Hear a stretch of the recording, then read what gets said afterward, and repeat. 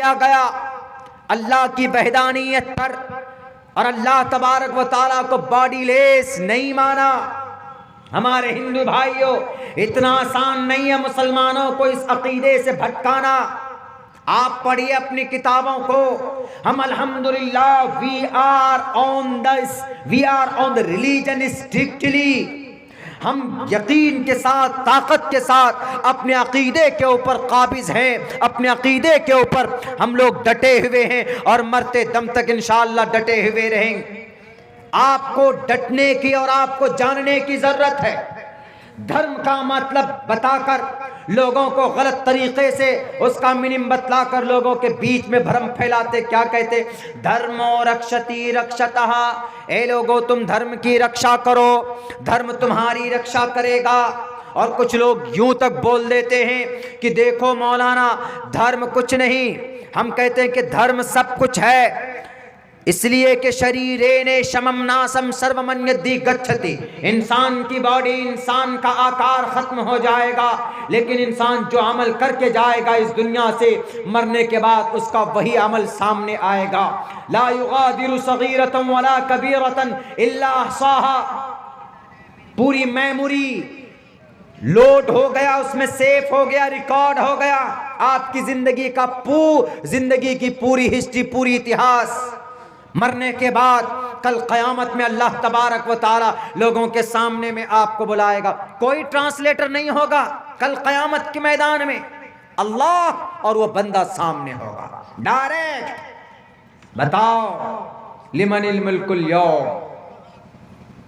एक एक बंदा इन्नल्लाह सरीउल हिसाब बड़ी तेजी के साथ कहां जाता है कि 2.5 घंटे के अंदर from the beginning of the world and to the end and to the day of judgment, शुरू से लेकर आखिर तक, यानी इंसान की इंसानियत की पैदाइश से लेके मरते दम तक, क़यामत कायम होने तक 2.5 घंटे के अंदर इसका हिसाब व किताब कर लिया जाएगा।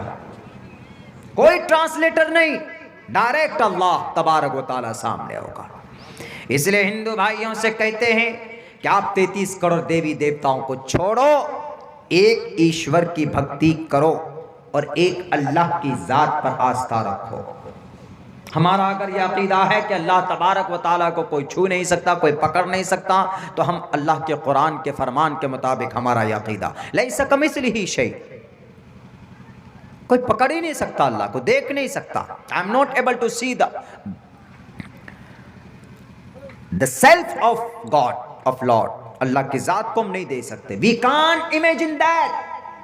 सोच नहीं सकते कि क्या है आकार, क्या है सर्वशक्ति। अगर आप करते हैं ऐसा अकीदा आपका है, तो आप उन लोगों के बारे में कहते हैं जो अवतार हैं। अवतार किसको बोलते हैं पता है? अवतार में नबी में फ़र्क है। हमने शायद 2-2.5 साल पहले एक्सप्लेन किया था, मैं यहाँ पर बता दे रहा हूँ।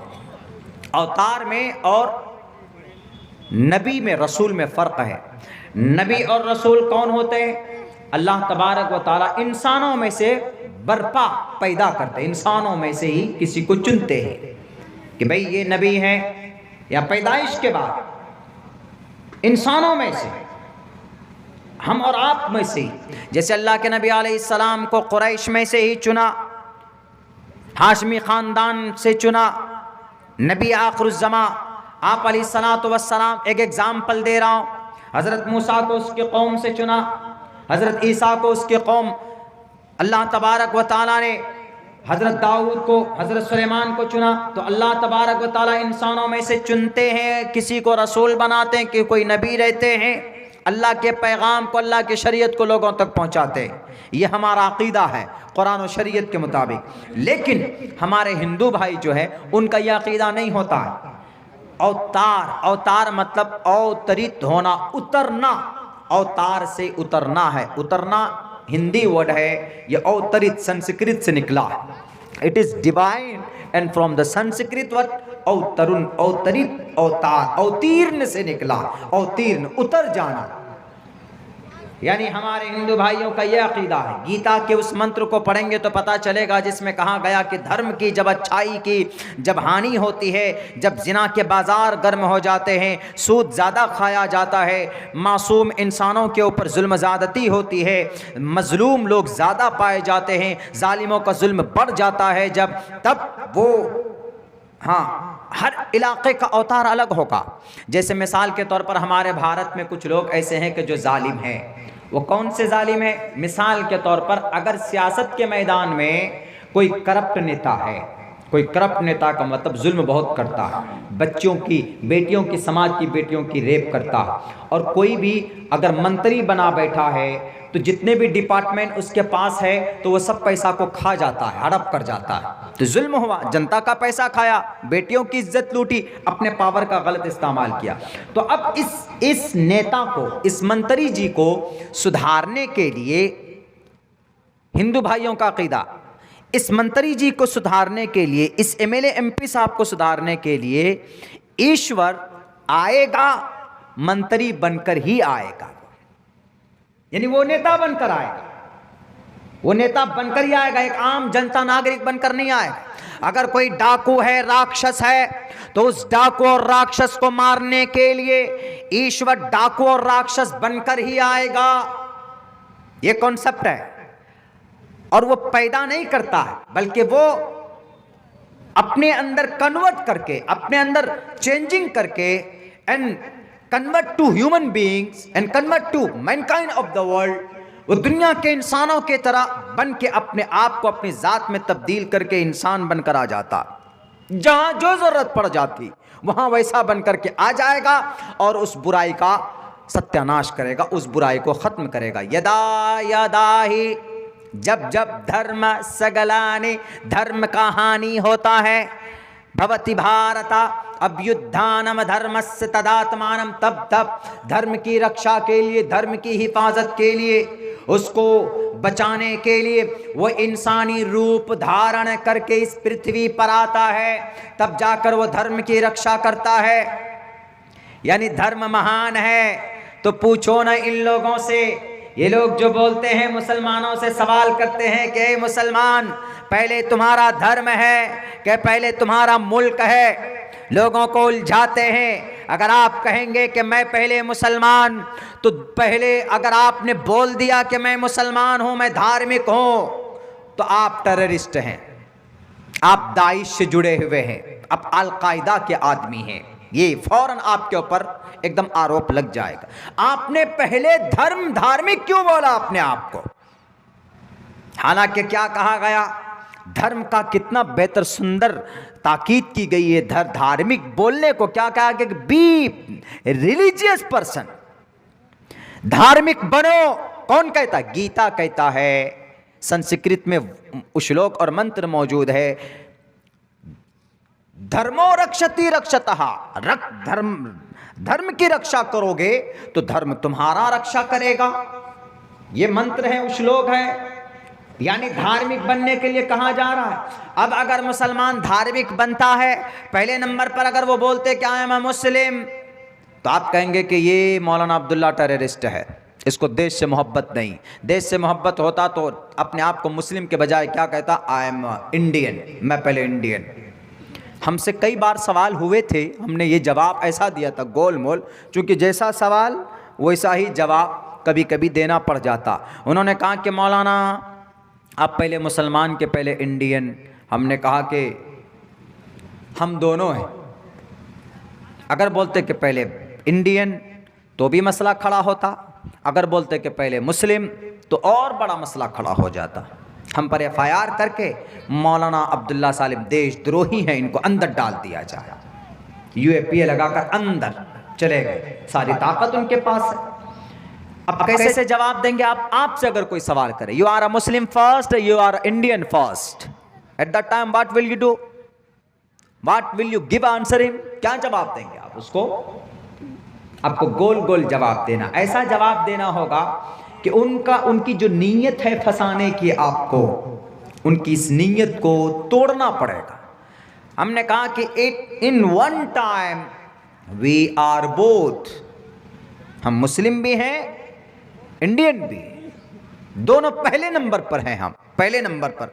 बोला it is impossible, how is it possible, कैसे हो सकता है भाई, एक के बाद तब ना दूसरा आता है, पहले नंबर पर कुछ होगा तब दूसरे नंबर पर कुछ होगा तब तीसरे नंबर पर कुछ होगा। ये बात समझने की। कुछ लोग ऐसे हैं जो इस तरह के डिवाइड करते। हमने कहा कि नहीं भाई साहब, ऐसा है मामला कि कभी कभी ऐसा होता है कि एक वक्त में दो चीज़ इस्तेमाल हो जाती है, एक वक्त में, सेम टाइम में। बोला कैसे? हमने कहा कि आपका नाक है ना, ये नाक में दो सुराख हैं, तो आप दोनों से सांस लेते हो ना एक वक्त में। ऐसा तो नहीं कि इसको सीमेंट लगा के बंद कर लेते हो कि नहीं एक हफ्ता इससे सांस लेंगे, इसको फिर बंद करके रखेंगे, एक हफ्ते के बाद फिर इस सुराख को खोलेंगे। हमने कहा कान है आपके, आप एक कान को तो रोई ठूस कर बंद करके नहीं रखते हैं कि ये स्टॉक में रहेगा, स्टपनी बनकर रहेगा, 15 दिन में 20 दिन में जब उसके बाद इसको बंद करेंगे तब इसको खोलेंगे। हमने कहा ऐसा तो नहीं, इन one time you used and both, दोनों को यूज कर रहे हैं ना। हमने कहा कि वो छोड़िए, आप दांत हैं आपके पास, 32 के 32 दांत है, कौन से जबड़े को आप खाने में, मटन खाने में यूज करते? दो आंख है, कौन सा आप पहले यूज करते, दायां कि बायां? बताइए कौन सा यूज करते आप? बोला मौलाना ये तो नेचुरली है, ये तो इन वन टाइम दोनों इस्तेमाल होता, कुदरत के तौर पर निज़ाम है इसका, ऐसा बनाया हुआ है। हमने कहा कि इसका मतलब है कि एक टाइम पे दो चीज़ें इस्तेमाल हो सकती है, एक टाइम पे फर्स्ट में, पहले नंबर पर दो चीज़ें इस्तेमाल हो सकती है ना।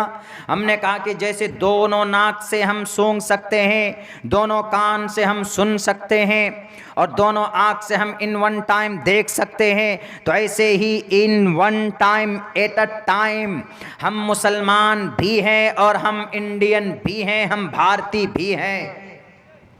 लो अब क्या करो, इस आँख को फोड़ोगे किस आँख को फोड़ोगे? दोनों आँख मेरे लिए बराबर। उनको तो जवाब देना पड़ेगा ना। हालांकि ऐसा नहीं है कि हम मुसलमान हैं तो हमको भारत के संविधान से, कानून से हमको मोहब्बत नहीं है, यहाँ की धरती से हमको मोहब्बत नहीं, वो एक अलग मसला। लेकिन नहीं, ये लोग करते हैं, इन लोगों ने डिवाइड किया है, अलग अलग पार्टीशन कर दिया, इसको अलग कर दो, इसको अलग कर दो, इसको अलग कर दो। वही तोते की तरह रटा कर भेजा उनको, एक मंत्र नहीं पढ़ा गया था उससे। हमारे नौजवान साथी मौजूद हैं, एक लाइन नहीं पढ़ी गई थी उससे। अगर वही मेहनत वो ए मंत्र पढ़ने पर करता तो उसको पता चल जाता धर्मो रक्षति रक्षतः का क्या मतलब है। अगर वो मेहनत करता तो उसको पता चल जाता यज्ञम परचुचाम एवं सतततु तो निवोस्ति कवरितम पूर्वियम गतम कस्तद्दि विभारती का क्या मतलब है। अगर वो रेफरेंस याद करने के बजाय नतस्य प्रतिमास्ति यस्य नाम महदशा के ऊपर मेहनत करता तो उसको पता चल जाता कि नतस्य प्रतिमास्ति का क्या मतलब है। अगर उसको तोते के तरह रटने में टाइम ज़ाय करने से बेहतर होता कि किसी गुरु के पास बैठकर वो अपने न संद्रुषी तिष्ठति रूपमस्या न चक्षुषा पश्यते कश्चनैनम इसको मंत्र को पढ़ते समझने की कोशिश करते तो उनको समझ में आ जाती। नकास्ते विदते देव न पाषाणे न मूर्णमे भावुहि देवस्तस्मादु भावुहि कारणम। उसको रटने से पहले आप उन श्लोकों को, उन मंत्रों को पढ़ते तो उनको पता चल जाता कि भाई ईश्वर आकार वाले हैं या ईश्वर नकार वाले हैं, अल्लाह को बॉडी है या अल्लाह बॉडीलेस है, उनको पता चल जाता। लेकिन नहीं, मेरे ख्याल से मजदूर टाइप के बेचारे लग रहे थे, उनको मोहरा बनाकर आगे भेज दिया कि जाओ मौलाना अब्दुल्ला साहब को उलझाओ। मौलाना अब्दुल्ला के ऊपर अल्लाह का फजल है, तुम नहीं उलझा पाओगे। लाओ कितने मंत्र श्लोक तुम्हारे पास है, इंशाअल्लाह ईश्वर ने जो सही बातें कही है मैं उसका ट्रांसलेशन करूंगा, उसका व्याख्या करूंगा। रटा हुआ कोई लोग चतुर्वेदी बोलते, मैं तो कहता हूं कि ये तुहमत है, मुझे चतुर्वेदी मत बोलिए। मैं student IAS of scholar of Islam हूं। गीता पढ़ते हैं, ऋग्वेद पढ़ते हैं, यजुर्वेद पढ़ते हैं और तालमूद पढ़ते हैं, ओल्ड टेस्टामेंट पढ़ते हैं, तालमूद पढ़ते हैं और आवास्था पढ़ते हैं, दसातीर पढ़ते हैं। दुनिया की किसी भी किताब से इस्लाम को बदनाम करने की कोशिश करेगा तो इंशाअल्लाह ये तालिब इल्म खड़ा होगा और उनके सारे गलतफहमियों का इजाला करेगा। एक एक तरफ से चुन चुन कर हवाले पेश करने की अल्लाह तबारक व तआला ने जुर्रत दी है, ताकत दी है। अल्लाह तबारक व तआला के तरफ से ये एहसान है हम पर। आप में से भी बहुत से लोग होंगे, लेकिन हम यही कहेंगे कि खामखा उलझाने के बजाय जो रियलिटी है, जो ट्रूथ है, उसको सामने रख कर के बात किया जाए और उसको समझने की कोशिश की जाए। ये नहीं कि ये मुसलमानों का कुरान है, ये हिंदू भाइयों का। बहुत अच्छी अच्छी बातें हिंदू भाइयों के शास्त्रों के अंदर मौजूद है। हमें कैसे ज़िंदगी गुजारनी है, हमें कैसे माहौल में रह कर के प्यार मोहब्बत के साथ रहना है, ये सारी चीज़ें हमारे हिंदू भाइयों के किताबों में मौजूद हैं। जल्लात हैं, मुजरिम है वो लोग जो लोग नहीं बताएं अभी तक, छुपा छुपा करके रखे, अलग अलग डिवाइड करके रखे कौम को, समाज को। मेरे भाइयों, चूंकि वक्त भी बहुत हो चुका है, 1 बज चुका है और आप सबके भी 1 बज चुके हैं चेहरे पर। कल बहुत लंबा सफ़र निकलना है दूर में, और आज 1 बज चुका है। 1 घंटे तकरीबन हम आपके सामने बोल चुके हैं और उसी के ऊपर बात हुई। चूँकि मैं सोच रहा था कि आज मैं किस टॉपिक के ऊपर बात करूं, तो गाड़ी पे बैठा तो हमको याद आया कि वो भाई साहब का जवाब और उनका जो सवाल था उसको क्लियर होना चाहिए। वो चीज़ हमने तकरीबन समझाने की पूरी कोशिश की है वेदात की रोशनी में, कि अवतार होता है तब जाकर वो इंसान, वो ईश्वर इंसान मुजस्सम वाला बन जाता है, लेकिन फिर उनके पास वो ताकत नहीं होती जो एक ईश्वर की होती। तो ये चीज़ें समझने से ताल्लुक़ रखती हैं। अगर कोई समझने की कोशिश करेगा तो समझ पाएगा, लेकिन अगर हर धर्म और ज़िद्दी बन जाएगा तो फिर वो कभी भी ना तो ईश्वर की तरफ से कृपा होती, ना तो अल्लाह की तरफ से उसके ऊपर कोई मेहरबानी होती कि ये बंदा चलो सुधरने की कोशिश कर रहा है तो इसको थोड़ा रास्ता बताओ। नहीं, जब आदमी कोशिश करता है तभी अल्लाह तबारक व तआला रास्ते हमवार करते हैं। तो बहरकैफ अल्लाह से दुआ करता हूँ कि अल्लाह तबारक व तआला हमें और आपको सोचने की, समझने की सलाहियत दे। रात बहुत हो चुकी है, मुझे भी ठंड लग रही है, बल्कि आप लोग आइंदा के लिए एक मशवरा मैं देता हूँ हर जगह, यकीनन 12:30-1 बजे तक जलसा कंप्लीट कर लिया कीजिए। आप लोग जलसा कामयाब होगा। सिर्फ हमारे ये सीमांचल में है ऐसा माहौल, या कुछ और दूसरी जगहों पे है, लेकिन कम जगहों पे है। वरना हम उड़ीसा चले जाएं, आप महाराष्ट्र चले जाएं, कर्नाटक चले जाएं, आप हैदराबाद, आंध्र प्रदेश चले जाइए, आप उत्तर प्रदेश चले जाएं, आप दिल्ली चले जाइए, आप हर जगह के ऊपर उमूमन तकरीबन यही 12-12:30 बहुत है, तकरीर कर लेते हैं और पूरी ताज़ा दम के साथ सुनते भी हैं कि हाँ चलो एकदम जम कर बैठेंगे। यहाँ तो अल्हम्दुलिल्लाह आप लोगों के यहाँ फिर भी 2-2:30 बजे, हमारे इलाके में चले जाइए, अल्लाह भला करे, पूरी तैयारी के साथ आते हैं, पूरे बिस्तर लेकर आते हैं, नंबर लगाकर बैठकर सुनते हैं। 2-3 आदमियाँ हैं तो एक आदमी सो जाएंगे और 2 आदमी सुनेंगे तकरीर, उसके बाद उसको उठा देगा, फिर वो सोएगा, फिर तीसरा आदमी सुनेगा तकरीर। ऐसा होता है। नहीं भाई, ये जलसे का ये निज़ाम नहीं होना चाहिए, शरीय एतबार से ये मुनासिब नहीं है।